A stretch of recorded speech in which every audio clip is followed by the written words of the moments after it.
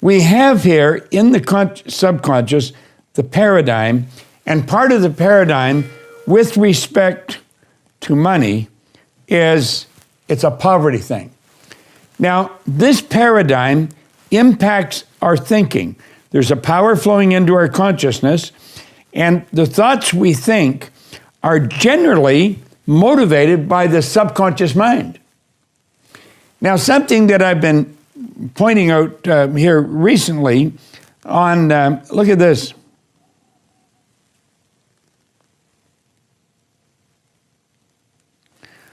The subconscious mind is universal intelligence. So when you have that paradigm in the subconscious mind, that controls the vibration that we're in, and the vibration we're in is going to dictate what we attract, because we're in that vibration here on a conscious level, on a subconscious level, and on a physical. So you're going to attract from anywhere you go in the universe the same type of thing. That's what we're attracting. So we're attracting people that are in harmony with this, and this paradigm causes our thinking to be along the same level. Now, we've got to realize, even in our ignorance, when we don't know and we haven't got anything, our thinking is hooked into universal intelligence. And you will attract from wherever it is in the universe, whatever is required to cause the problem.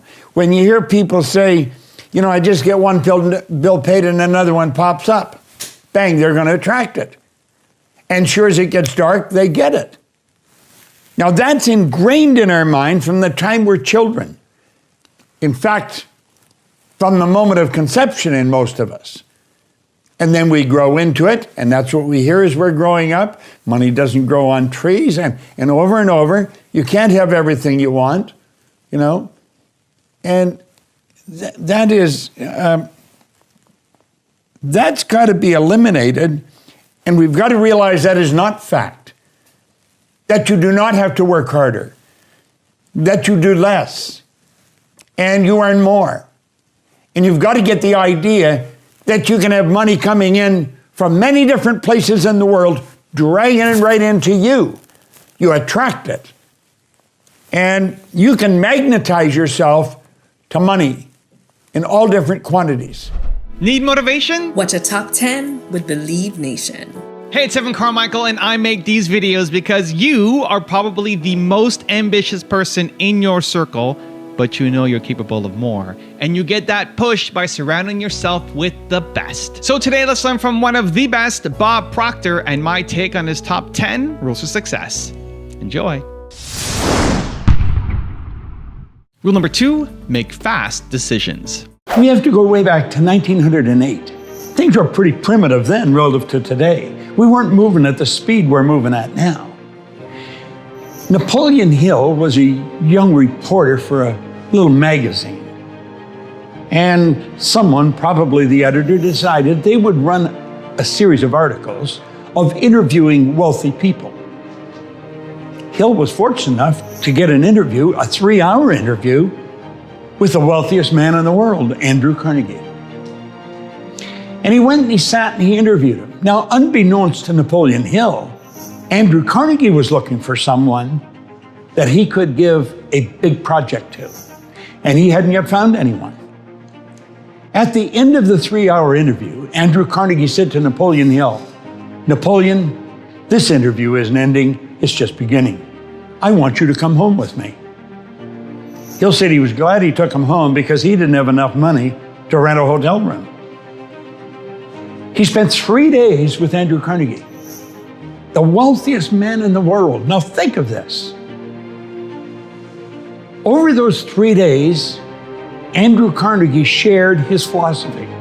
See, he started out as a poor boy, immigrated from Scotland with his parents just as a boy. They didn't have anything. So he went from nothing to be the wealthiest man in the world. And he shared with Napoleon Hill his whole philosophy. At the end of the 3 days, Carnegie decided that, I think this is the man I'm looking for. I guess he could tell by his level of interest in the story, the philosophy of what got him to where he was. There was probably a number of factors came into play. But Carnegie I think he's the guy. And so he asked him a question. Unbeknownst to Napoleon Hill, he only gave him 60 seconds to answer the question. And at the end of the 60 seconds, he would have to make a decision, a monumentous decision, if you think about it. He looked at him. He had a stopwatch in his hand under his desk. And he says, Napoleon, you've spent 3 days with me. You know now how I've accomplished what I've accomplished. He says, I'm going to ask you a question, and I just want a yes or no answer. Just a yes or no answer, Napoleon.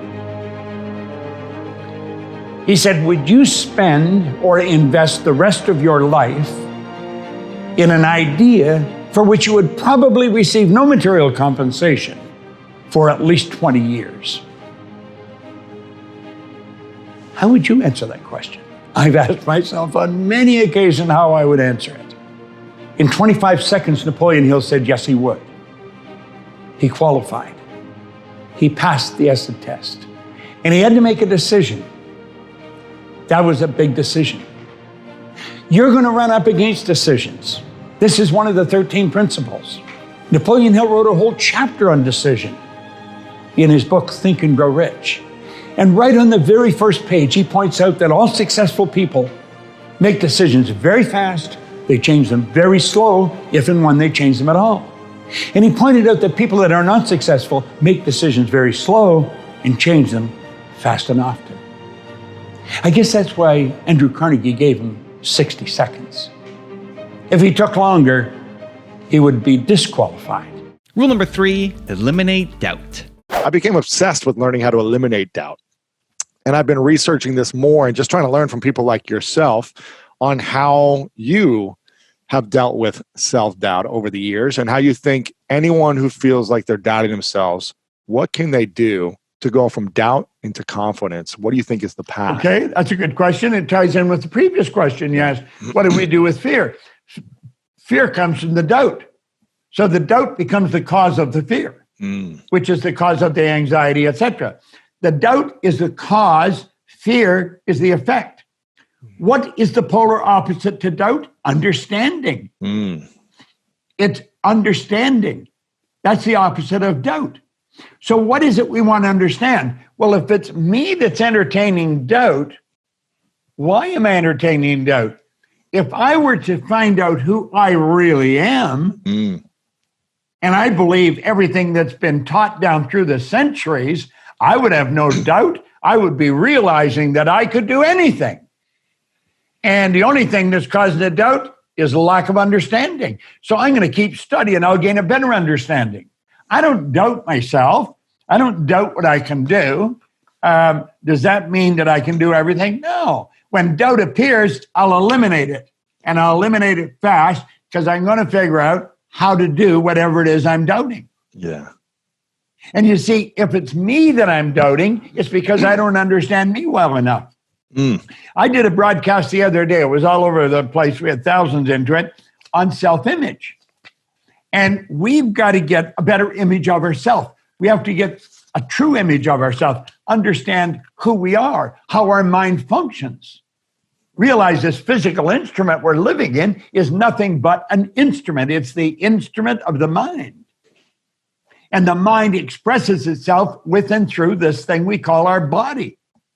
Well, let's understand that better. This thing, you got enough power in your one hand to light up that building you're in for probably a month. Wow. There's about 11 million kilowatt hours per pound potential energy locked up in the electrons and the atoms of the body.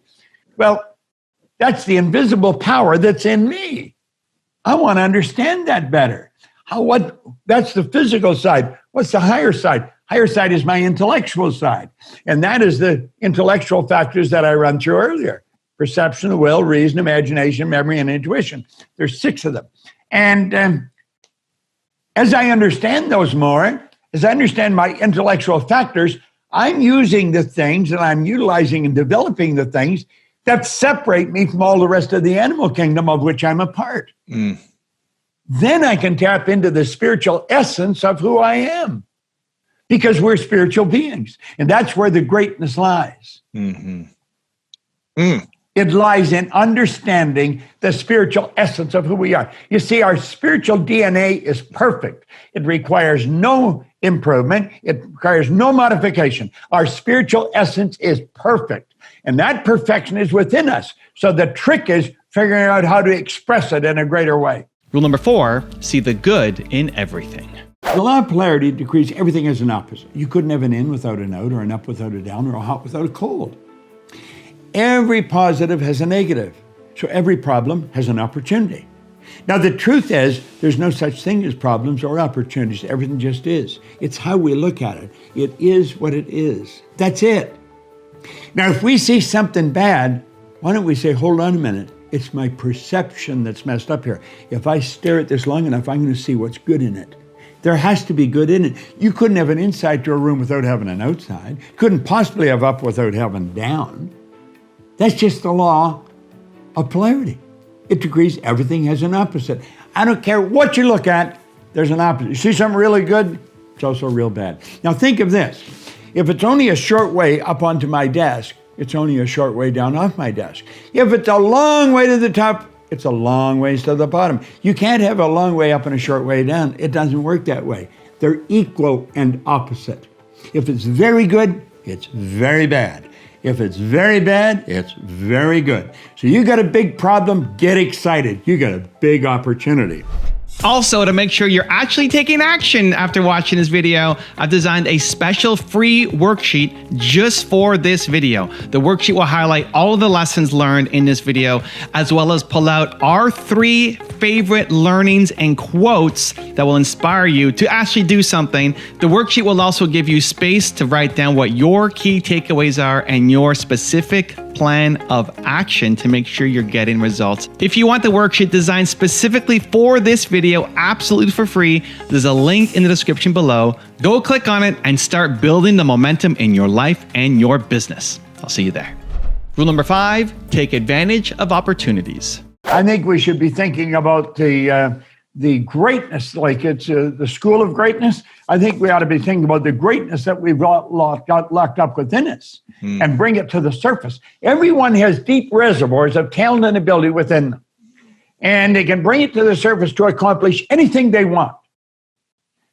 Now, to sit in fear and wonder what's going to happen, that is a dumb waste of your talent and your time. Yeah. And unfortunately, that's what most of the media is promoting right now. To believe in fear is to believe in something you can't see. To believe in faith is to believe in something you can't see. Well, if you have a choice, I think I'd choose faith over fear. Absolutely. I think I believe where I can really see something happen. I believe we're going to have a phenomenal year in our company. Wow. In fact, I have business partner, Sandy Gallagher, and a very bright lady, was a securities attorney prior to joining us.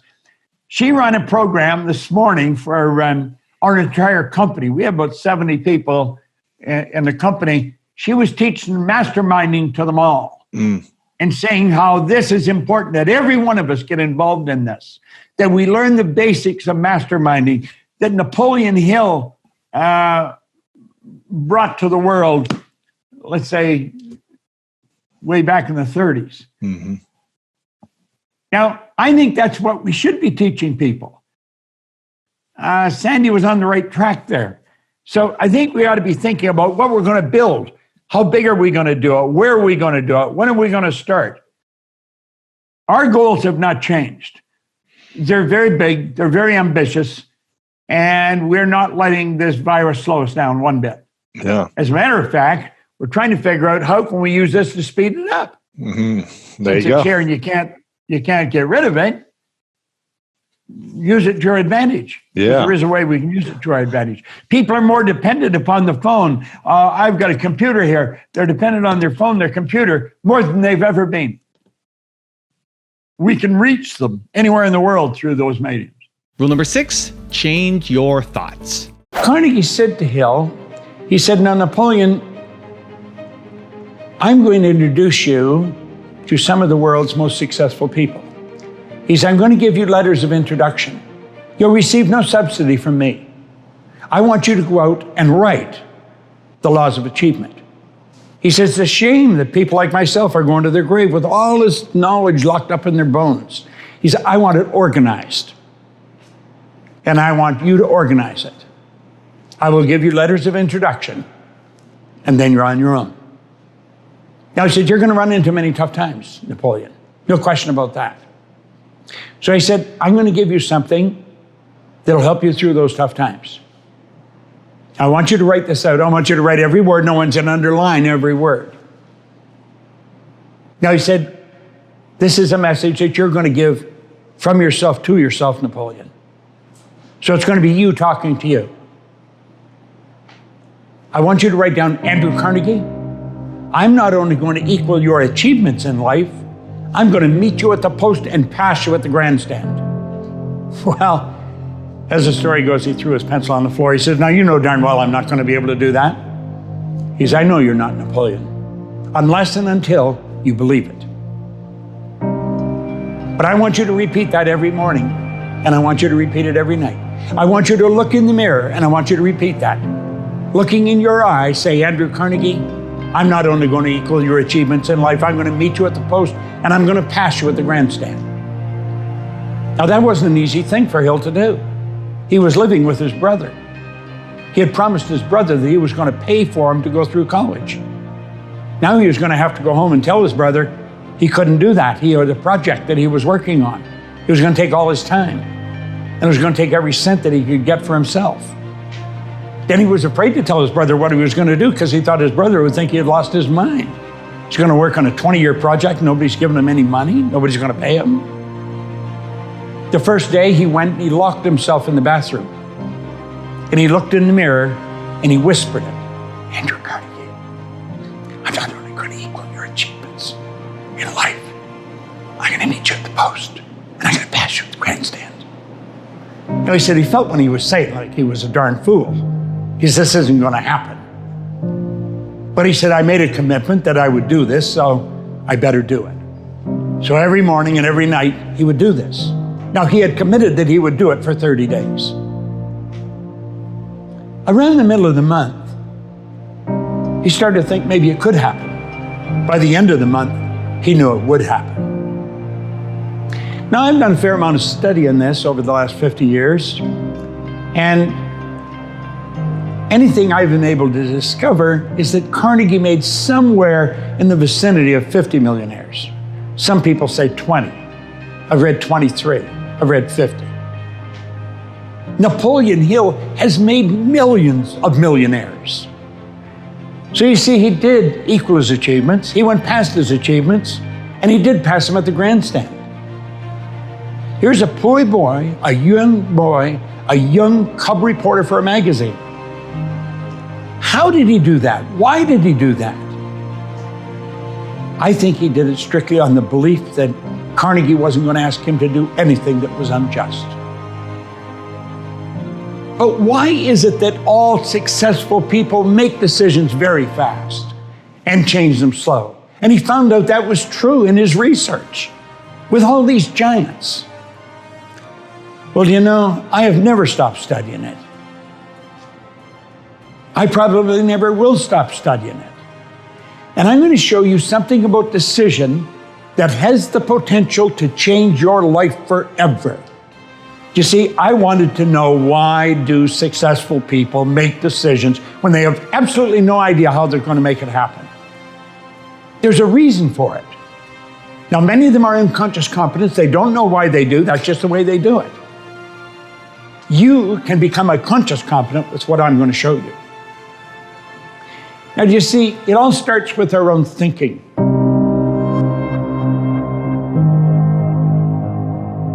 See, vibration is a law of the universe. Everything vibrates, nothing rests. Look at the walls around you. They're vibrating. They appear to be still. They're really not still. Look at them through a microscope. You'll see the energy dancing in front of your eyes. Go take a look at a body in a coffin. Now, you'll think I'm really losing it here, but listen and think. Look at the body through a microscope. It is not dead. That body's moving. It's moving so fast it appears to be still. And if it wasn't moving, how would it ever change to dust? everything moves. We live in an ocean of motion. Make no mistake about it. Every level of vibration is referred to as a frequency, and the beautiful truth is we think on frequencies. Do you know that every great leader that has ever lived, every one of them, they've been in complete unanimous agreement on one point. They've disagreed on virtually everything else. But this one point they've been in agreement on, that we become what we think about. Solomon put it very well. He was a pretty bright guy. He said, as a person thinketh in their heart. It's not just the thoughts that are running across the screen of your conscious minds. It's the ones you internalize. We truly do become what we think about. See, the thoughts that we're thinking produce the results that we're getting. Rule number 7, be in control. The law of rhythm is a law. We have a biorhythm. We go up and down. We live simultaneously on 3 planes. We're triune beings. We're spiritual, intellectual, and physical. Well, all 3 is on a rhythm cycle. And we have critical highs and critical lows. That's when all 3 parts of us are on a critical high, all 3 parts of us on a very low. Do you know there's airlines that will not let their pilots fly when they're on a critical low? They won't let them fly. They just ground them. You can have this charted. I have people come up and ask me questions sometimes. I know what they want to do. They want to chart my rhythm cycle. And I give them the dates and the things they want. But when they bring it to me, I don't pay any attention to it. I don't want to know that I'm on a low swing. I want to know that I am in control of me, and I don't care whether I'm on a low swing or a high swing. I don't even make it good, because I'm going to look for the good in it. So we understand that. There's that time of the month, you know. That's not just for the girls, that's for the boys too, because that is a rhythm cycle in life, and it affects all 3 parts. There's going to be parts when you're on a very high intellectually. You have a column of figures, boom, like that, you add them up. Another time you add up that column, you have to add it up 6 times, you get a different answer every time. You're on a low swing intellectually. There's sometimes when you're on a low swing emotionally. You walk down the street and nothing's going right. There's other days you walk down, you're skipping with the kids, you're singing with the birds, you're on a high. That's a rhythm process of life. Rule number 8, find good mentors. How do we reshape our self-image to serve us as opposed to bring us down? Well, it's interesting. Maxwell Maltz actually discovered self-image as we know it today. He was a cosmetic surgeon, and he found if he operated on a person, maybe they had a distasteful scar in their face, and he removed the scar, he said, sometimes there was a phenomenal change in the person's personality. But he said other times they'd remove the scar, it was very successful, no change in their personality. That led him to postulate that we not only have this physical image that reflects back from the mirror, we have an inner image of ourselves. It's how we see ourselves. Right. Now that inner image is an idea. And that idea is generally planted in our little life when we're infants.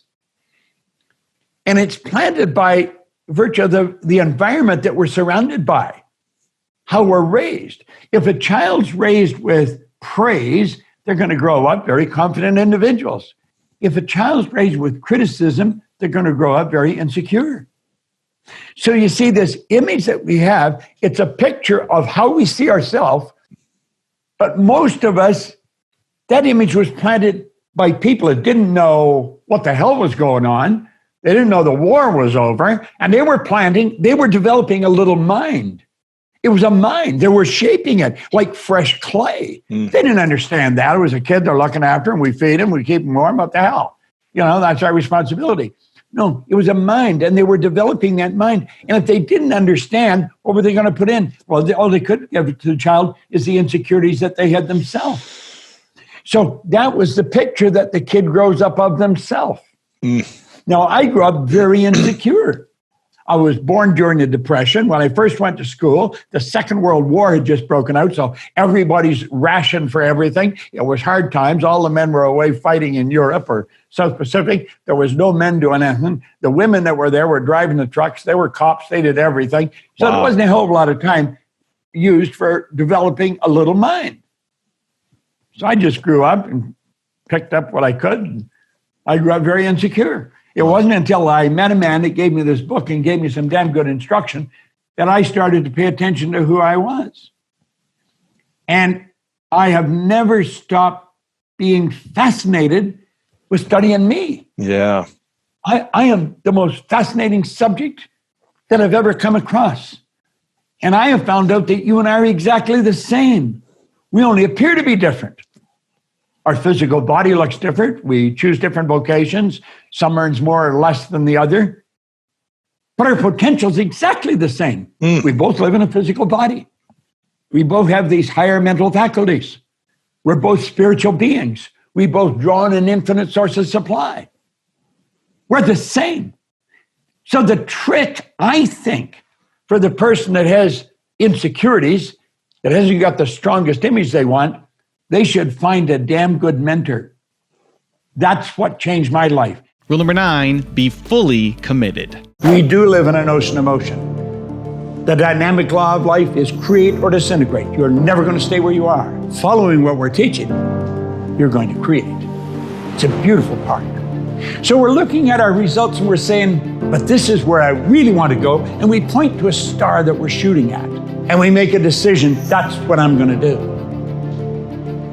Unfortunately, everybody does that. And 90-some% say, when this improves, then I'm going to do that.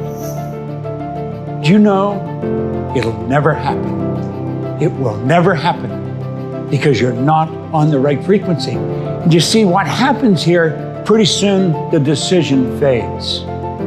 And when it fades, so does the goal. The goal disappears. Somebody said, I thought you were working. Yeah, well, I am. I'm still working at it. Do you know what the problem is? You're thinking on the wrong frequency. You see, your thought is down here on the frequency that you're living on. But the way to do what you want to do is not on that frequency. Clearly understand this. All science and all theology, the only two sources of reference we have to go to, tell us nothing is created or destroyed. The way to do anything is already here. Space travel, we've always been able to do it. We just weren't aware of how. You know the neat little cell phones we've got that pretty soon will be obsolete? We've always been able to do that. I remember back when we had the party lines. Hardly anybody had a phone. Then when they got one, they got a party line. Everybody's on the line. We were able to build beautiful little cell phones then. Do you know the cell phone you've got has more power as a computer than the computer that took the first rocket to the moon? It's magnificent when you think of what we're doing. And it's all in awareness. And that's what you're developing. You're developing awareness. See, the awareness to do everything is already here, but you've got to get on the frequency that it operates on, because everything operates on a frequency. If you phoned your Uncle Harry, you wouldn't expect your mother to answer the phone. Why? Because you dialed Harry's number. You got on Harry's frequency. That's what the number is. It's a frequency. And there's a zillion of them. We know there's an infinite number of frequencies. Everything you want is already here. What you have to do is attract it. And you know something? You're going to learn how to do that. You see, what we really have to do, we need to make a paradigm shift. We're programmed to operate the way we're operating. Why would 97 or 95% of the population keep using a losing formula? They don't know they are. They're giving it everything they've got. We had to shift our thinking. We got to shift the paradigm. Do you know many of the beliefs and the ideas that are controlling your decision-making right now? They were established by some great-grandparent who lived in a different time. But all that stuff is passed down in the genes. It's called genetic conditioning. We got to change that. You see, well, you're thinking way down here on this lower frequency. The way to do what you want to do is way up here on a higher frequency. And what's required is a committed decision. A committed decision is when you do it regardless. And when you make a committed decision, this is what I'm going to do. You flip your brain onto that higher frequency, and the way is shown. Now we're going to talk about your sixth sense, your intuitive mind, because that's how it comes to you. You're tapping into universal intelligence. That's what all highly successful people do. Whether they know they're doing it or not is irrelevant. But that's what they're doing. That's what you're going to learn how to do. And rule number 10, the last one before some very special bonus clips, is acquire knowledge. It's not who you are that holds you back. It's who you think you're not.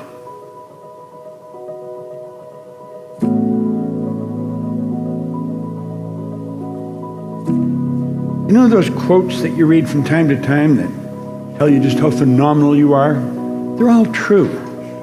Do you know when you get talking about the positive aspects of you and what you're capable of, you cannot exaggerate. You cannot.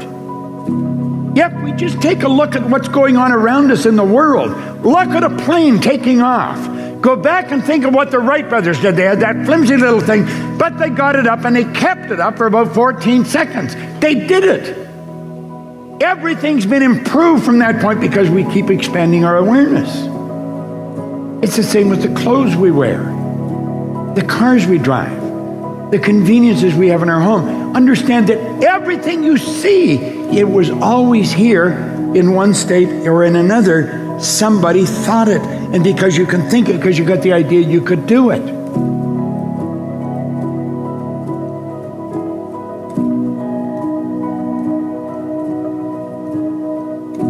It's not who you are that's holding you back. It's who you think you're not.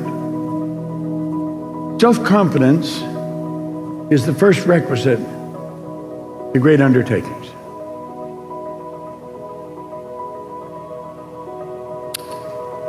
I was saying last night, before I did that conference over in Orlando, I can remember the first half-decent sized audience I ever spoke to. I was a basket case. I was so nervous. And somebody asked me yesterday, just before I went on, were you nervous? This is not at all. I'm very relaxed. And I had to ask myself, I thought I was relaxed because of the awareness I've developed over the years, all the things I've studied that I understand better. And it's this knowledge that gives you the confidence. Confidence comes from knowledge. People say they don't have any confidence. It's not true. They do have confidence. You're confident you can drive your car. You're confident you can get dressed and put your makeup on or shave. You're confident you can do all these things. See, confidence comes with knowledge. And if you're looking at something you don't have any confidence, understand you can develop confidence. All you have to do is gather some more knowledge about it. It's the first requisite of great undertakings. It's true. Very few people understand money. Now, I'm going to read this story. They're right in the start of the Born Rich book. You've probably read it, but I want you to listen carefully. In 1923, at the Edgewater Beach Hotel in Chicago, 8 of the world's wealthiest financiers met. These 8 men controlled more money than the United States government at that time. They included the president of the largest independent steel company, the president of the largest gas company, the greatest wheat speculator, the president of the New York Stock Exchange, a member of the president's cabinet, the greatest bear on Wall Street, the head of the world's greatest monopoly, the president of the Bank of International Settlement. Now get it, these people in 1923, they were all meeting at the Edgewater Beach Hotel in Chicago. Certainly one would have to admit that a group of the world's most successful men was gathered in that place. At least men who had found the secret of earning money. Now let's see where these men are 25 years later. The president of the largest independent steel companies, Charles Schwab, lived on borrowed money for the last 5 years before he died bankrupt. The president of North America's largest gas company, Howard Hobson, went insane. The greatest wheat speculator, Arthur Cotton, died abroad insolvent. The president of the New York Stock Exchange, Richard Whitney, was sent to Sing Sing Penitentiary. A member of the president's cabinet, Albert Fall, was pardoned from prison so that he could die at home. The greatest bear on Wall Street, Jesse Livermore, died of suicide. The head of the world's greatest monopoly, Ivor Kruger, killed himself. The president of the Bank of International Settlement, Leon Fraser, also died of suicide. Each of these men learned well the art of earning money, but it would seem that not one of them had ever learned how to live the rich life, which was their birthright. Now, I have a healthy respect for money. I love to earn money. I have an affirmation that I'm so happy and grateful now that money comes to me in increasing quantities through multiple sources on a continuous basis. I am able to live a very comfortable life because I earn a lot of money. I'm also able to extend the good I do far beyond my own physical presence because I have some money. Sandy Gallagher and I made a decision, along with the executives in our company, that we would build schools in Africa every week. And we do. There are thousands of children in Africa that would have never seen the inside of a school if we didn't have any money. We worked through the Unstoppable Foundation headed up by Cynthia Kersey, a phenomenal woman, a great organization. And we have been building schools in Africa now for a number of years. Millions of dollars have gone into that project. So you see, I have a healthy respect for money because I know what money will do. Now here's another thing. You can measure money to the penny. It's a great yardstick to see how well you're doing or your business is doing. Now, is it the only yardstick? No. Is it accurate? Well, not really. You see, you could say that, but how about those 8 men? We've got to bring balance into our life insofar as the money's concerned. Almost everyone has a great idea, and they're going to execute their great idea. I have all kinds of people come to me, I've got a great idea I'd like to share with you. What they do is they want me to execute their idea. Why don't they execute their idea? When you get a real good idea, you should act on it. People have ideas of starting a business. I've started a number of different businesses. Question is where to start. You start where you are and you start with what you've got. That's all you need. When you start where you are and with what you've got and you bring your mind to focus on that idea, you will attract everything to you that you need. You are taught, seek ye first this kingdom in its righteousness, and all these things will be given to us. See, when you learn to focus on something, you get on a frequency. And when you're on that frequency, you start to attract whatever you want. You may not have any money. You may not have the resources that you need to execute, to build it into something big. That doesn't matter. All the resources that you need to do anything you want to do is already here. But you've got to get in touch with them. You've got to get in harmony with them, and boom, you'll rush them into your life. You'll attract the money, the people, the thoughts, the things, everything you need, you'll attract to you. So where do you start? You always start where you are, and you start with what you've got. Don't be looking at what you don't have. Think of what you do have. Fall in love with your idea and get it rolling now. If you tell yourself a lie often enough, you're going to start to believe it. And way around 1900, William James said, believe, and your belief will create the fact. It's got to be believed. You've got to believe it. And if there's no belief, it ain't going to happen. See, when you believe it, you're encased in the idea. You fuse with the idea. And that makes all kinds of things happen. When you believe it, there's no quitting. You never quit. It doesn't matter what happens. You don't quit. Quitting is never an option. The people that quit, they never really bought into the idea in the first place. See, you've got to, you get it on 3 levels. The second you think of something, you've got it intellectually. When you get emotionally involved, you've got it on a spiritual or emotional level. Well, then that expresses itself through the body. Body's just an instrument of your mind. And so when you really buy into it, you literally fuse with it. Neville said you fuse with it. And this causes all kinds of things to happen. You're dealing with electronics. You're dealing with energy. Like the second you think something,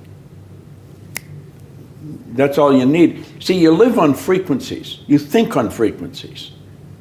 Your phone operates on frequencies. And it's like magic. You're in Romania, are you? Right. I'm in Toronto. Yes. If I've got your number on my phone, I could take a picture of something, hit it like that. You've got it in Romania. Simultaneous with me sending it, because when you get into the mind, there isn't any time or space. It's just immediate. Yeah. Well, you're living on frequencies. Now, when you think of something, what you've done is you've flipped your brain onto a higher frequency. The very fact you can see it is all the proof you need to know you could get it. What you have to do is raise your level of consciousness to that frequency. And then you will attract whatever's on that frequency. Overcoming fear is one of the greatest moves a person can make. First of all, we have to ask ourselves what causes fear. Fear is caused by ignorance, not knowing. And if we're going to go and do anything new, if we're going to break out of a paradigm, if we're going to change habit patterns, we're wandering into an area we've never been. And you know, fear stops most people. You'll find individuals afraid to stand up and ask a question in front of other people. You'll find salespeople afraid to make a sales call, afraid to ask for the order. Stop and think of how confining that is. A person's putting themselves into a small cell, but it's in their own mind. The doors aren't locked. They can open, and you can walk away to freedom if you learn to overcome fear. When you face fear, it leaves you. Face the thing you fear, and it'll leave you. That's really the secret of it. In fact, if you hold yourself back because of fear, your life actually comes to a stop, because nothing gets better than it is. You've got to be courageous. Now, courageous people aren't without fear. Courageous people are the ones that face their fear. I think Eddie Rickenbacker pointed that out, the great pilot. Don't let fear stop you. Make up your mind you're going to step out and do it. Stop and think of the number of people that are in jobs that they don't like and they're afraid to leave. Or people in relationships that are destructive and they're afraid to leave. This is a terrible way to live, and it's not necessary. It's just caused by ignorance. And when we step out and do something, we gain an awareness. We develop an understanding. And like that, the fear is gone. Make up your mind that fear is not going to stop you from doing the thing you really want to do. Step out and do it today. And when I was 26, I had a man that sat down with me, and he said, "Why don't you change the way you're living?" It never entered my mind that I could. And looking back and thinking about it, I think there's all kinds of people wandering the planet. There's all kinds of athletes that are not getting the results they want, and they don't know they can change them. Right. Only one person can change. There's only one person in the whole universe that can change Bob, and that's Bob. Yeah. There's only one person who can change Dave, and that's Dave. Now, we get inspired by other people, we get help from other people, but we've got to do it ourselves. And he gave me Think and Grow Rich, and he said, if you do exactly what I tell you, you can have anything you want. Well, I didn't believe that, but he was so adamant about it, I believed he believed it. And so I started to listen to him. And I set a goal. I wanted some money. I wanted $25,000. Now, this was in 1961, so it was more money then than it is today, but I didn't even know anyone with $25,000. He said, listen, write it on a card, keep reading the book, keep doing what I tell you. So I started to hear people talking about earning money, and there was one guy said, there's good money cleaning floors. You should clean floors. Well, I wasn't proud. I'd clean floors. And he said, but you should do it for yourself, not for somebody else. So he told me where I could buy a used floor machine, some buckets and mops, but I had to borrow $1,000. Well, I was at the point where nobody wanted to touch me with money. And I often say, I wouldn't have lent it to me. Right. Because I wouldn't pay it back. Not that I didn't want to, I just couldn't. But I found a guy and he lent me the $1,000. When you borrow, excuse me, because Yeah. I have a question, because I know you. When you borrowed that 1,000, because you owed people money already, you had explained that to people. You were just finding yourself. But did you have a different feeling about when you borrowed this 1,000 that quite possibly you were actually going to be able to pay this back this time? Do you know something? If I hadn't had that feeling, I wouldn't have got the money. I got it from a guy, I knew his name, Al Kuiper. He was running, and I didn't know him, he had a trust company. It was like a bank on Danforth Avenue in Toronto. And I went in, I read a book where it says, go to one bank and then we'll give you, go to another one. Well, I ended up sitting in his office, and he said, what do you want this money for, son? And I told him I was going to build a cleaning company. It was going to be big. I had a dream. And I had to explain it all to him. He said, I think you'll do it. I'm going to lend you the money. Faith. But I knew when I was doing this, I had a picture, I had a dream, you see? Yep. And within a year, I was earning $175,000 a year. I had my billing up to $15,000 a month working for myself. In less than 5 years, we were working in Toronto, Montreal, Boston, Cleveland, Atlanta, and London, England. I had my own company opening offices all over the place. Why most people don't get what they want out of life? Is it? Well, they don't know what they want. That's right. You see, I got this, and then I got Earl Nightingale's condensed narration of this on a long playing record. And I'd listen to that record over and over and over again. One day, I was in the business, in the cleaning business. I had salespeople, and I had them listen to this record. Every morning we listened to this record. And one day I said, I'd love to meet him. And I didn't know who Earl Nightingale was. He was a voice on a record. That was it. I didn't even know where he lived. And a young guy that worked with me, he said, no, you wouldn't. He said, if you wanted to meet him, you'd go and meet him. I thought, damn, he's right. So I phoned, and I got an appointment with him. Now, at the time, he was the most listened to man in the history of the broadcasting industry. He was a radio broadcaster. And not an easy guy to get to, but I got to meet with him for an hour. I flew to Chicago. I spent an hour with him. And when I was leaving, I said, Earl, what's the big deal? What's it all about? He said, there's no big deal. He said, it's very simple. He says, simply decide what you love to do and then dedicate your life to it. He said, the problem with most people, they don't know what they love to do. They never take the time to sit and ask themselves. What they're doing is I think I can get earn good money here. I could do it. It's where can they earn some money? It's not what they love to do. Well, I was sitting there. Now, I had offices all over the place. I had a lot of people. I was earning a lot of money. And I got excited because I knew exactly what I wanted to do. I wanted to do what he was doing. And I made up my mind sitting in his office. That'd be somewhere around 1965, that I was going to go back and I was going to work with him. And in 1968, I moved to Chicago. I left my own company. I moved to Chicago and I started to work with him. Patience is a virtue. I suppose it probably is. But I think patience, real patience, is an expression of deep understanding. You see, everything happens when it's supposed to happen. Everything in this universe happens by law. We set targets and we need things to happen. We need something to come or someone to do something. And frequently we get frustrated because it isn't happening when we think it should happen. Our problem is we're not thinking. We believe we're in charge. We are not in charge. We are in charge of building the idea and holding the idea. Everything else happens automatic. It happens by law. All ideas have a gestation or an incubation period. I'm told when we plant a carrot in the area of the world that I live, it takes approximately 70 days for that carrot to grow and manifest in form.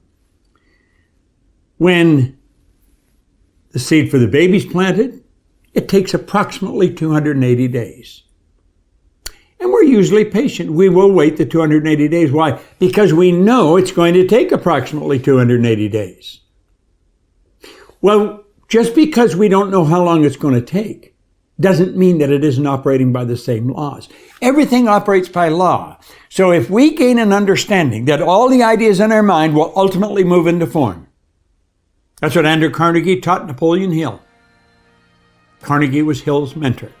He said any idea that's held in the mind, that's emphasized, that's either feared or revered, will begin at once to clothe itself in the most convenient and appropriate form available. You might want to listen to that 2 or 3 times. Burn it into your mind. Gain an understanding of it. And you will know that whatever you're working on takes a period of time. No one knows what the gestation period is for an idea. We only know we can shorten it through concentration, through focus. And when you understand that, you will become more patient. And when you're more patient, you're living in a much more beautiful vibration. You'll be a more pleasant person to be around. You will enjoy yourself more. Patience. It's the result of understanding. If you really analyze your beliefs, you'll change them. Right. I had a friend one time, I was trying to figure out where do beliefs come from. How do you, because all religion and all science will tell you, you got to believe it. William James from Harvard, 1900, he said, believe and your belief will create the fact. So belief is an interesting word. You got to believe it. And I was having lunch with a mentor one time, and he said, our belief system is based upon our evaluation of something. Frequently, if we reevaluate a situation, our belief about that situation will change. It was like bells were going off my head because I was trying to understand belief. How do you change your belief? Well, he told me it's through reevaluation. And so I started to evaluate myself and reevaluate what I was doing. It took me 9.5 years, but I figured out why I changed. And it was the repetition of information. Thank you. You're in sports, you Yep. know, it's repetition. Yep. Repetition, repetition. Well, but practice doesn't make you perfect. Perfect practice makes you perfect. There's a big difference. Great point. And so I found that the part of our mind that controls our behavior is not the part of our mind that gathers information. School deals with the part of your mind that gathers information. And so we gather all kinds of information, and if we can remember it, they give us a test, we pass the test, we get the degree, and we're educated. That's not education at all. That is gathering information. Education, as Hill pointed out, comes from the Latin educo, meaning to reduce, to develop, or to draw from within. We have genius in us. We have absolute perfection in us. And what we have to do is learn how to tap into that, to let it out. But we have a part of our mind that controls our behavior, and that's where a paradigm is. And the paradigm literally controls our behavior. I don't care what you're doing. If you're not altering the paradigm, you're not going to improve your results. There's so much about ourselves we never learn. The part of our mind that controls us is our intellect, or our subconscious, where the paradigm is, but we're trained to live through our senses. We're trained to go by what we see, hear, smell, taste, touch. And we've got to understand that we've got this genius within us, and if we will consciously gain an awareness, an understanding of how to alter the paradigm that's controlling our behavior, when we learn that, we can start to improve life, just like that. And there's no end to what we're capable of doing. We're conditioned genetically. All mom's DNA and all dad's DNA becomes our DNA. There's 2 particles of energy come together, that's the moment of conception. 280 days later, we make our debut on the planet, then we're programmed by our environment. Because our subconscious mind, which is totally deductive, it has no ability to reject, the subconscious mind is immoral. It's like the earth. It doesn't care what you plant, but it'll return what you plant. Right. Earl Nightingale used a beautiful example in The Strangest Secret. He said, you can plant nightshade, a deadly poison, not a 16th of an inch away. You can plant corn, a sweet food. One will grow with just as great an abundance as the other. And that's the way your subjective mind works. You put the wrong idea in, it will grow. Put the right idea in, it will grow. We have the ability to change what's in there. We did not program it. It was programmed through genetic history. We're the confluence of a genetic pool that goes back for generations. That's at birth, and then environmentally. And we have the ability to alter all that. See, any success I've had because I've got great mentors. And I'm a good student. Now, until I was 26, I was a terrible student. When I picked up this book, I became a great student. I've got thousands of books. I have an office at home in my home. It's got a couple of thousand books in it, and then I built a studio, and I've got a couple of thousand books in the studio. And I love reading. But the success that I've enjoyed is because of the mentors or the coaches I've had. I would do exactly what they tell me. And if I coach somebody today and they don't do exactly what I tell them, I don't coach them anymore. Just like that, it's all over. It's not ready. Well, it's not that only that they're not ready, but if I'm going to coach somebody and they're not doing what I tell them, I'm wasting my time and theirs too. Now, if they want to waste their time, that's their prerogative. I'm not going to waste mine. You know, forgiving is one of the most freeing concepts anybody can ever get involved with. Most people look at forgiveness as helping the other person. Somebody hurts you, somebody does you wrong, but you're going to forgive them. You're going to be kind to them. It has nothing to do with the other person. It has to do with yourself. That's really what it has to do. See, forgiveness is a cleansing concept. It's clearing the mind of all negativity, clearing the mind of anything that might go wrong. It's a very freeing concept. If you were to do some harm to me and I forgive you, you haven't got anything to do with it. It's I'm letting go of something that was bothering me, that's negative. And I don't want to hold on to that. Forgiving frees the one that's doing the forgiving. It's a phenomenal concept.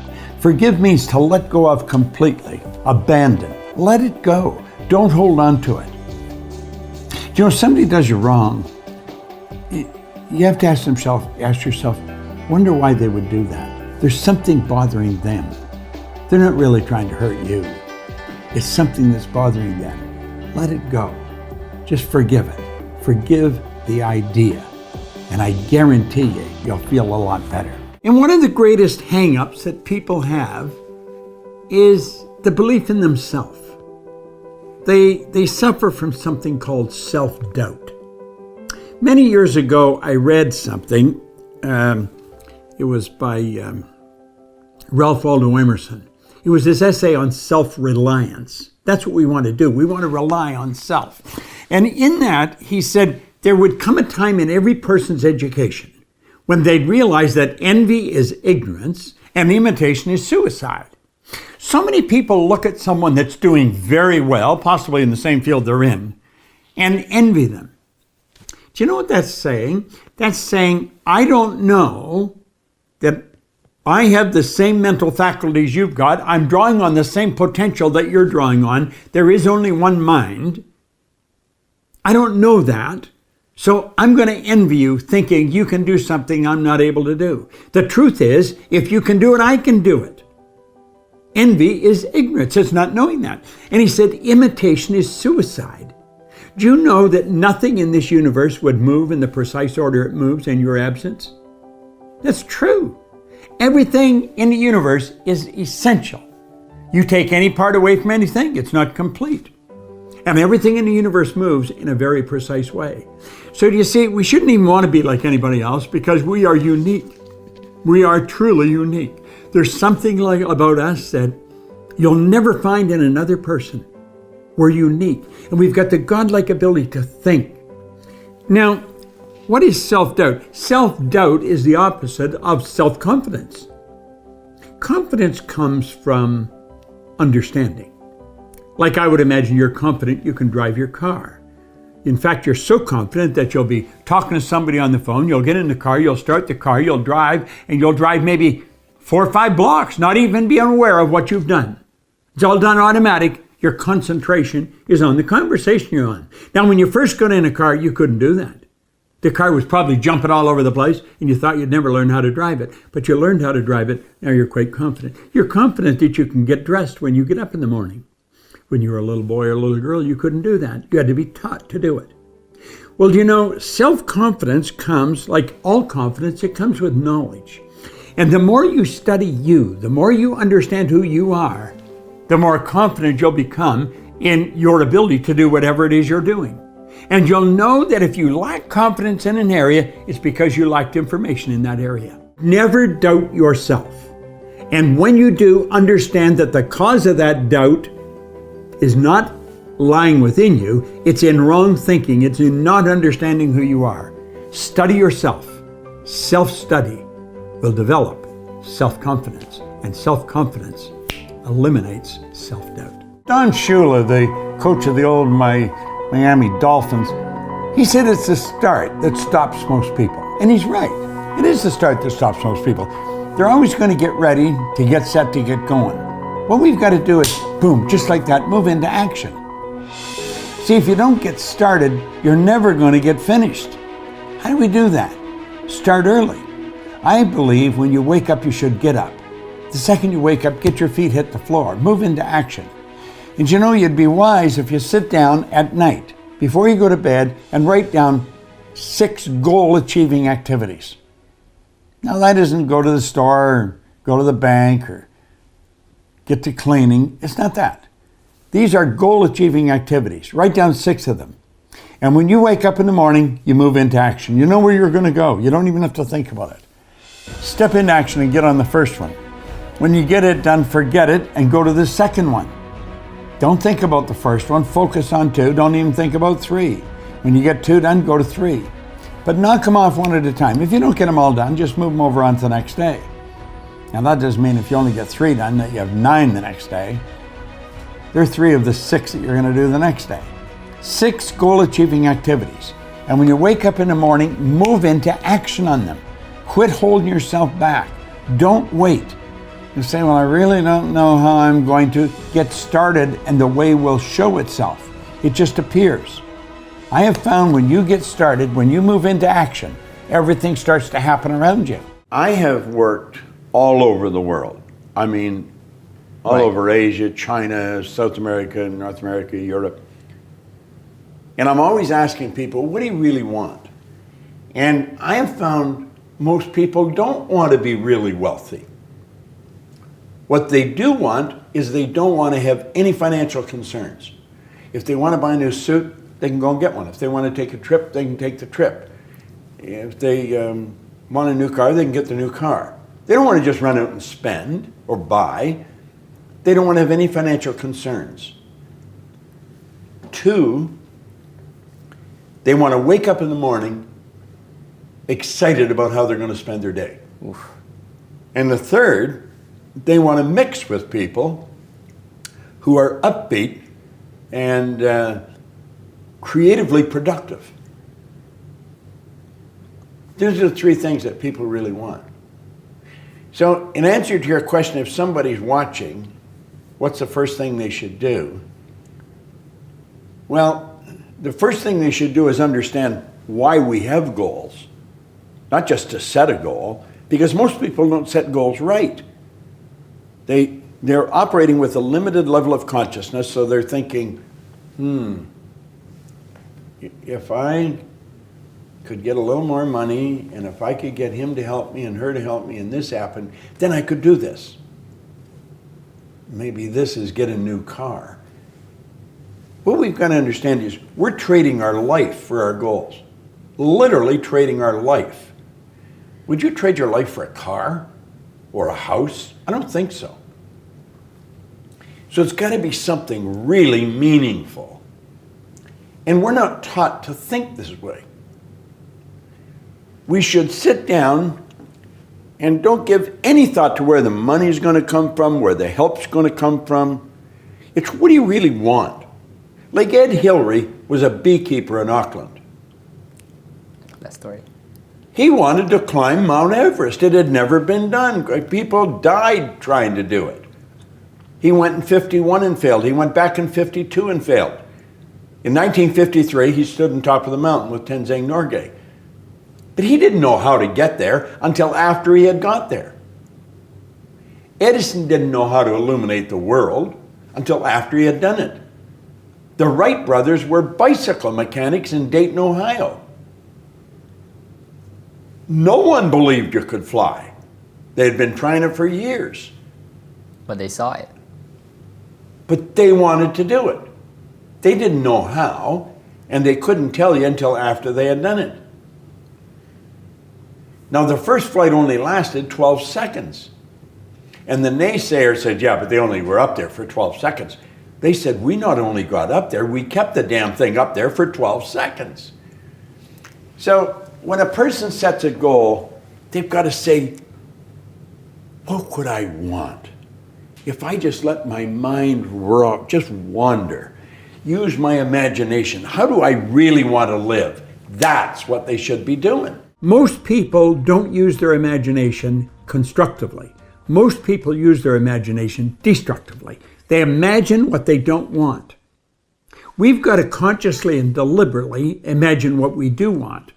If we will take and sit down with a pen and ask ourselves, what do I really want? What do I really want? And write it down. And then make a written description of it in the present tense. Writing causes thinking. Thinking creates an image. And you get these images going, you're building a vision in your mind. It's the visionaries that's changed the world. Think of that. The fact that I can sit and look into this camera, and you can sit and look at me on your phone, or on your TV, or on your laptop. That was the result of somebody's vision. Do you know everything you've got, the clothes you wear, the house you live in, this microphone that's in front of me? It was all the result of somebody's vision. It's not an accident. You and I have a marvelous imagination. And everything starts with a vision. Van Gogh was asked how he did such beautiful work. He said, first I dream my painting, and then I paint my dream. Do you know Dr. Maxwell Maltz wrote a book back around 1960. It was called Self-Image Psychology, Psycho-Cybernetics. It's a phenomenal book. He said it was the greatest discovery of his generation. He was a cosmetic or reconstructive surgeon, and he found he would do work on people. He might have done a nose job or removed a terrible scar. And he noticed that when he did that, there was a phenomenal change in their personality. But he noticed with others, he would make a phenomenal physical change and there was no change in their personality. And that led him to postulate that we have two images. We have the one that's coming back from the mirror, but we've got an inner image. And that inner self-image is literally controlling our life. You will find people that have a very poor self-image or low self-esteem. They won't look you straight in the eye. They're afraid to shake hands with you. They're very shy and withdrawn. They go through life hiding from life. They don't like themselves. They don't know themselves.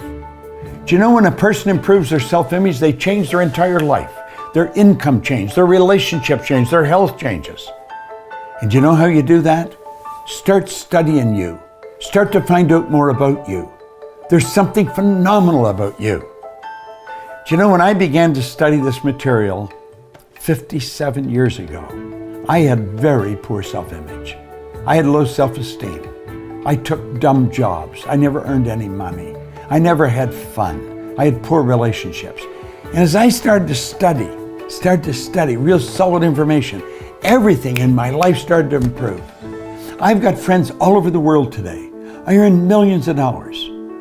I'm in my 80s and I got as much energy as a person in their 30s. Do you see, when you start to understand really who you are, you're God's highest form of creation. There's things about you that just about blow your mind as you start to study and really understand them. You'll walk a little taller. You'll stand a little straighter. And you know something? You'll enjoy a whole lot more of life. You've got to wake up. You see, all we're ever going to get is awareness. We've already got everything. The only thing we lack is the awareness of what we've got. We're God's highest form of creation. There's nothing on the planet that will equal us. Well, that's all any of us are after. That's all the problems in the world come from ignorance. That's the purpose of life, to overcome ignorance, develop awareness. The only way to overcome ignorance is through knowledge. And the only way to get the knowledge is to study. Most people, they finish school, close the book, say, that's over. I'm never going to open another book as long as I live. They're screwed. It's all over. Do you know Napoleon Hill, in Think and Grow Rich, wrote an entire chapter on decision. Most people never make decisions. They have a difficult time with it. Why is that? I think they have a difficult time because their parents made decisions for them until they were too old. And they never learned how to make them. Do you know, the one thing that I did with my kids, I never made a decision for them. They didn't like it. They'd say, come on, don't do that to me. And I said, no, what do you think you should do? And I'd leave it at that. Decision making is a phenomenal concept. And you're going to find out, as he points out in here, that successful people make decisions very fast and they change them very slow, if and when they change them at all. And he said the people that have difficulty in life make their decisions very slow and then change them fast and often. And you know, decision making is a funny thing. You and I think on frequencies. If we could see a bunch of lines and we're thinking on a frequency, and we're on this frequency here and we're saying, I'm going to do that when this changes. This is never going to change until you get up on this frequency. See, the good that you're after is on a higher frequency than you're operating on, a greater awareness. And if you're down here and you're thinking here on this frequency, and the good you want up here, you got to get your mind up there. How do you get up there? Make the decision, be there. And that's really what you have to do. The second you make a decision, you flip your brain onto a different frequency, and you start to attract things to you that you'd never get without making the decision. See, someone woke me up. That's all I want to do with someone else. What the man said to me, the first guy, he said, you can have whatever you want. Well, you know, you get thinking that you can get out of the box. That's why you've been given an imagination, to get out of the box. It's with your imagination that you build images of what you want. And if you can build the image, you can do it. You can hold it in your head, you can hold it in your hand. When we understand that, like I would imagine this goes out to a lot of athletes, doesn't it? Well, they can have anything they want. They got to pay the price. And when doubt comes in, kick it out. You can't afford the doubt. If I want to do something, I find somebody that's already done it. And then I do exactly what they tell me. It's a simple rule to follow. I don't read novels. I don't watch movies. I'd watch documentaries or things like that where I can learn. I'm only interested in studying something that can cause me to become more of what I'm capable of being.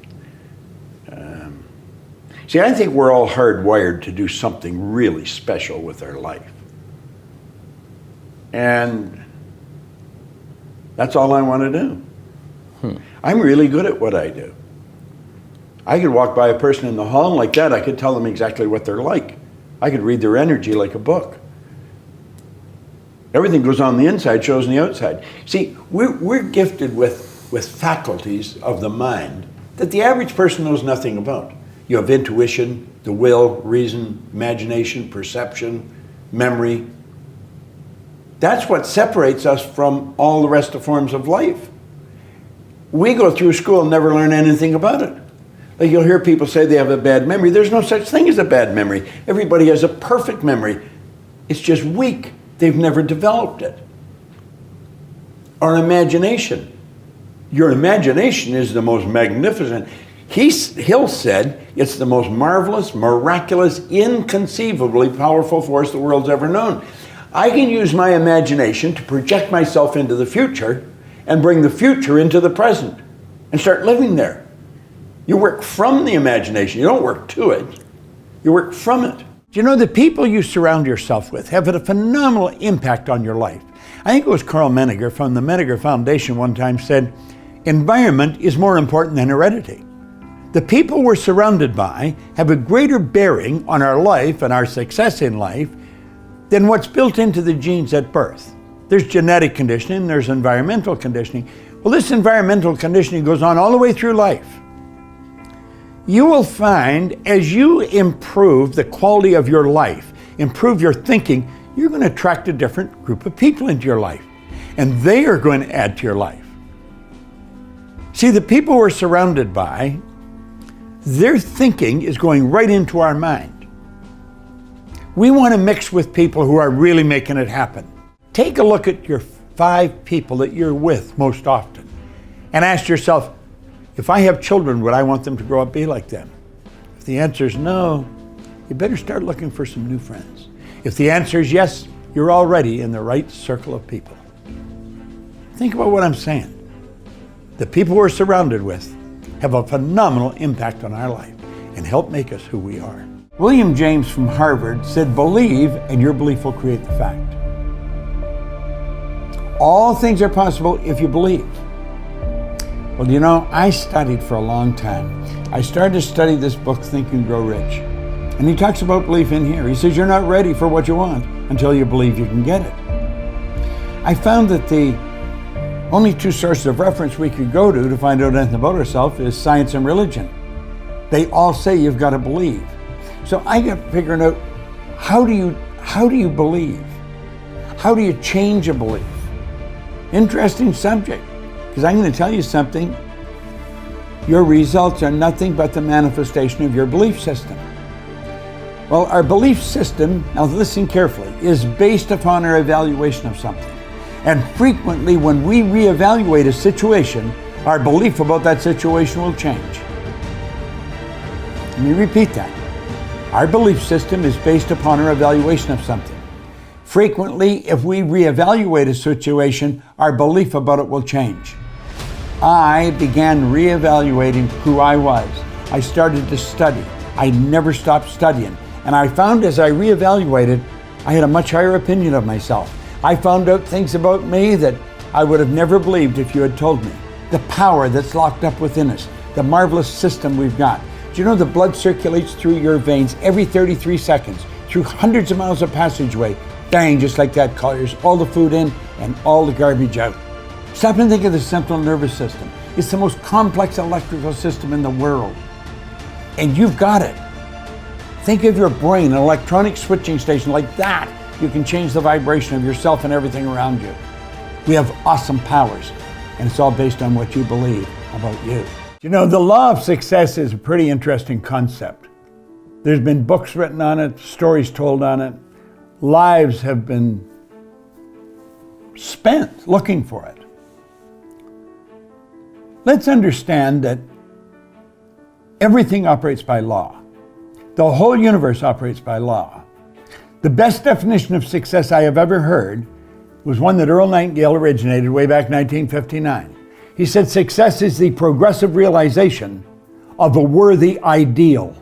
Well, let's break that down for a moment. Success is the progressive, continually moving, progressive realization, constant awareness of a worthy ideal. An ideal is an idea that you have fallen in love with. An ideal is an idea that you're intellectually, emotionally, and physically involved with. An ideal is an idea that you've fallen in love with. Success is the progressive realization of a worthy ideal. So you don't ask, are you worthy of the idea? Are you worthy of the good? Is it worthy of you? Now you're getting in to law of success. Is it worthy of you? You see, what you're going to do is trade your life. You're trading your life for whatever it is you're going after. So you want to make up your mind, whatever your goal happens to be, whatever you are pursuing, make certain it's worthy of you because you're trading your life for it. The law of success calls for you to continually moving toward a predetermined objective in life and bringing your life in harmony with the laws that govern the entire universe. Do you know that every living soul gets exactly the same amount of time? Exactly the same amount of time. Figure it out. You get all there is. A hobo sleeping under a bridge or on a park bench that has no material possessions, none, does nothing of any constructive nature. That person gets exactly the same amount of time as the most productive industrialist in the world. We all get exactly the same amount of time. So it's what we do with the time that makes a difference. Now, I want you to think of the number of time management programs. Almost everyone under the sun has time management programs. In fact, I made one time, spent a lot of money on it. And then I found out it was a dumb waste of time and money. Do you know why? Time can't be managed. I was having breakfast with Earl Nightingale one morning. It was downtown Chicago, and I was going with him on a speaking engagement, and it was early in the morning. He said, "You want to meet for breakfast?" Whenever Earl Nightingale said, "You want to meet me?" I was there, and I always had some well-prepared questions. And I remember asking him, I said, "Earl, how did you learn how to master time management?" You know, we're having breakfast. I can still hear his fork hit the plate. He said, "What the hell are you talking about?" He said, "I've never mastered time management. Nobody masters time management." He said, "Time can't be managed." He said, "I merely manage activity." And he took a little card out of his pocket. And he said, "Every night before I go to bed, I write down 6 most important things I have to do tomorrow. These are goal-achieving activities. And when I wake up, that's what I start working on. And if I don't get them all done, I'll add them to tomorrow's list."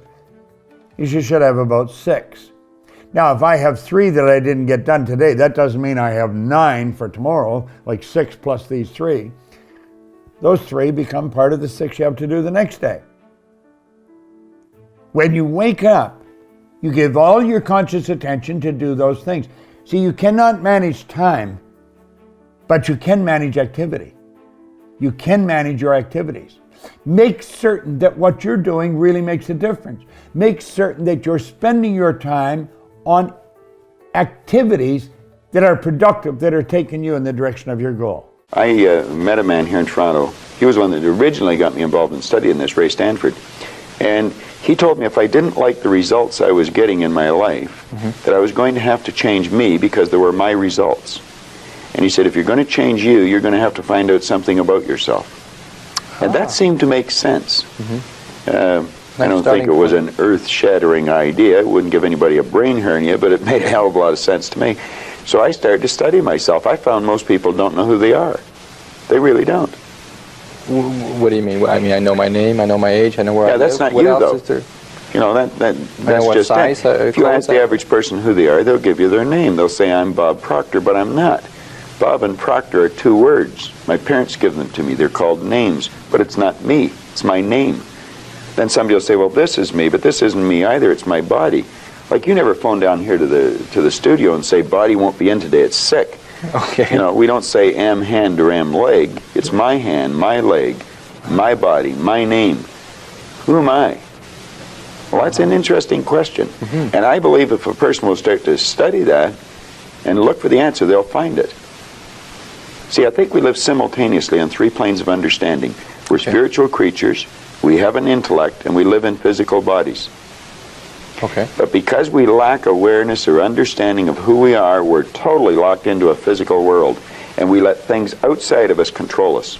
95% of the population are reacting to life. They're not really living at all. When President John Kennedy asked the father of the space program, the famous Dr. Wernher von Braun, what it would take to build a rocket that would carry a person to the moon and bring him back safely to Earth, he answered him in 5 words.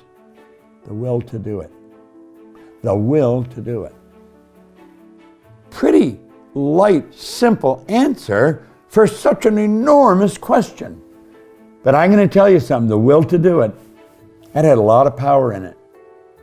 What do we mean by that, the will to do it? Well, will is one of your higher faculties. You have perception, reason, memory, imagination, intuition, and the will. Will is a mental faculty that gives you the ability to hold one idea on the screen of the mind to the exclusion of all outside distractions. You know, you'd be hard pressed to figure out how many things are trying to grab your attention at any given time. But there's all kinds of things going on around that are begging your conscious attention.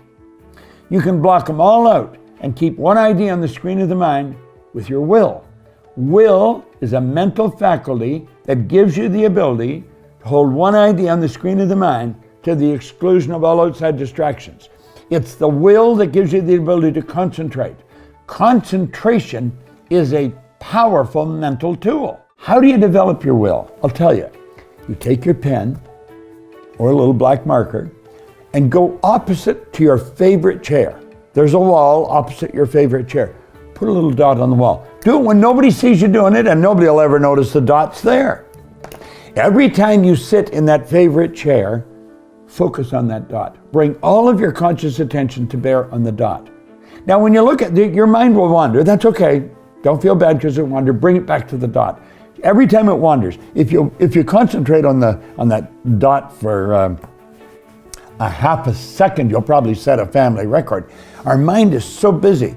You focus on the dot, you find your mind wander. Don't feel bad, bring it back to the dot.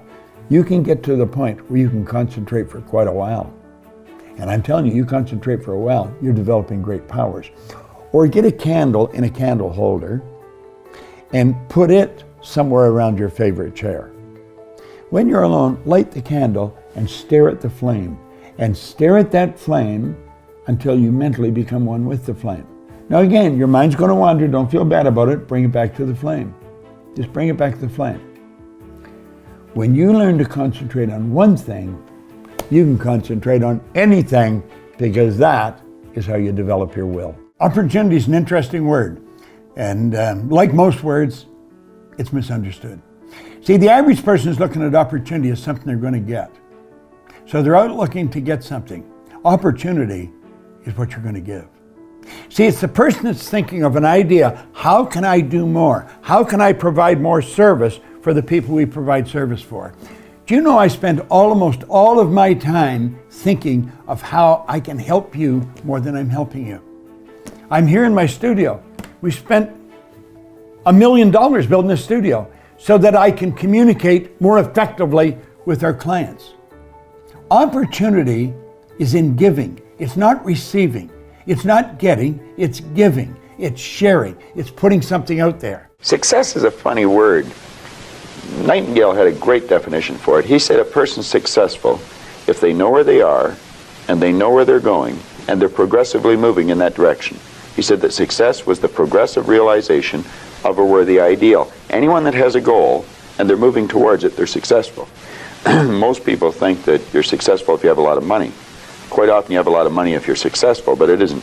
I wouldn't say Mother Teresa has a lot of money. Okay. No, but she's a pretty successful lady. Attracting what you actually want. I think James Allen put it very well in his little book, As a Man Thinketh. He said, you don't attract what you want, you attract what you are. Now think about that. If you want to attract what you want, you've got to see yourself already with it. You've got to understand that you've already got it. First of all, clearly understand this. Nothing is created or destroyed. That means everything's already here. If not in one state, certainly in another. Where did the iPhone come from? The iPhone came from a series of ideas that individuals entertained in their mind. And they kept holding the idea until the stuff came to them that enabled them to build the phone. The stuff had already been here. Nothing is created or destroyed. All science, all theology teach that. If nothing's created or destroyed, everything that is already here. Our problem is we've got to wait until we see it outside before we believe we've got it. Start dealing with the non-physical world, with the invisible world, with the world that you can't see through these little peepers that you've got here we call eyes. Start to see yourself mentally. You've been given the faculties to do that. Use your imagination. See yourself already in possession of the good you desire.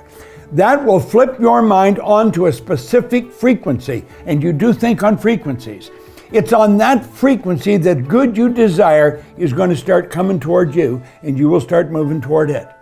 If you want to attract what you actually want, you've got to see yourself now already with it. And know it's only a period of time until you moving toward it and it moving toward you, and you become one with it. Stop and think of any large company. I don't care, anyone. Right. You can go to the leaders of that company and you can say, who are your stars? I mean the ones that are really making it happen. And they've all got a few. Say, what are they doing that's so different? Why don't you find out what they're doing and teach it to everybody? Oh, well, everybody couldn't do it. Why are they doing it? You know something? The stars don't know why they're stars. And they'll say, well, they're smart. Some of them aren't very smart. Smart's got nothing to do with it. They have shifted their paradigm. They've knocked the wall down and they built an image and they followed the rules. They just didn't know what they were doing. I didn't know what I was doing. I was earning over $1 million a year. I had no idea what the hell I was doing. I'd say I was cleaning offices. That was almost incidental.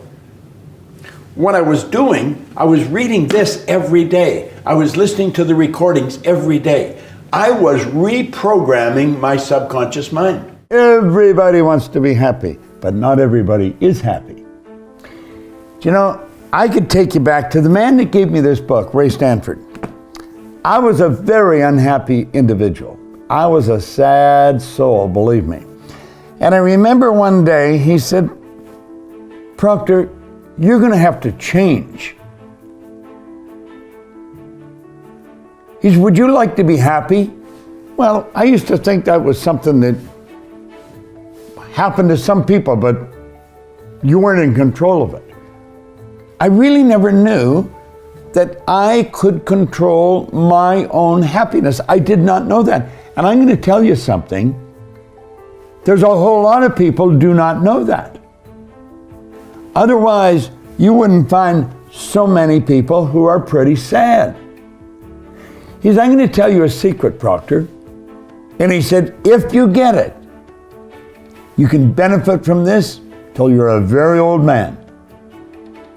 He said, you are in control of your own happiness. Now he said, I'm going to tell you why you're not happy.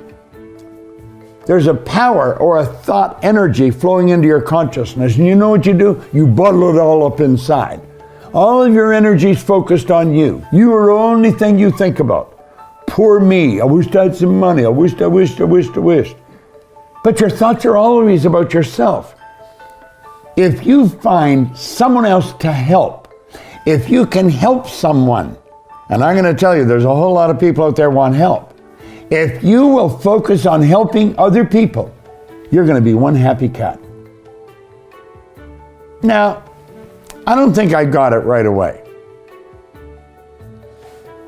But he knew probably I wasn't going to get it right away. And so every time I saw him, he said, who you been helping? Well, I don't know.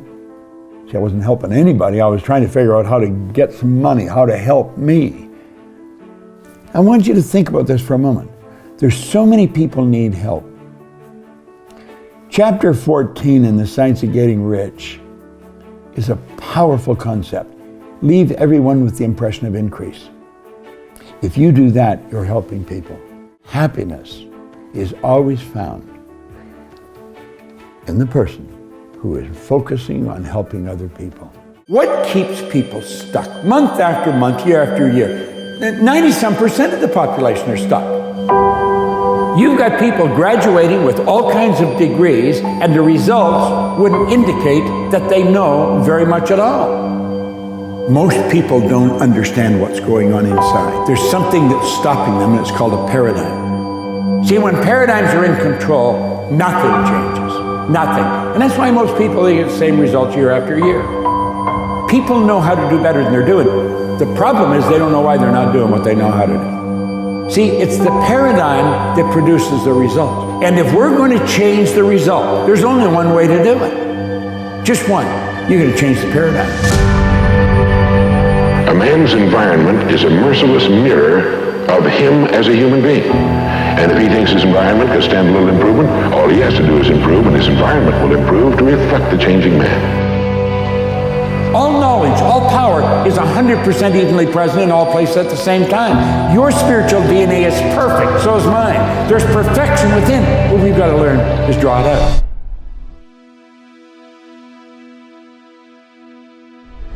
Because you made it this far in a video, I want to celebrate you. Most people start and don't finish. Most people never actually follow through. Most people say they want something, but they don't ever do the work to actually get it. But you are different. You are special. Believe Nation, you made it here all the way to the end, and I love you. So as a special celebration, if you put a hashtag believe down in the comments below on this video, I will showcase you and celebrate you somewhere on the screen in a future video because you are awesome. If you want 10 more amazing rules from Bob Proctor, check the video right there next to me. I think you'll love it. Continue to believe, and I'll see you there. We are the only creature on the planet that's totally disoriented in our environment. all the little squirrels, the birds, all the animals